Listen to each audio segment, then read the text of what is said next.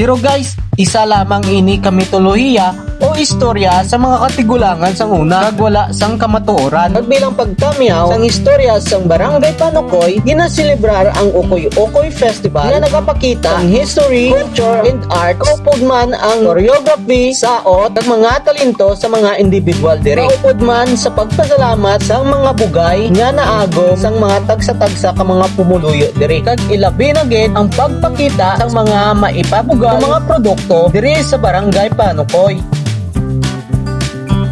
Pero kabalubla kamo nga ang Barangay Panukoy nagakuha sa mga kinalain-lain nga mga awards. Isa na dire ang pagdinalagko nila sa Mascara Festival 2019 in high school category. Amo ni ang J Medalya Integrated School nga nakakuha sang Grand Champion sa Mascara Festival 2019. Nagdugang man nga ang Ukoy-Ukoy Festival ng Barangay Panukoy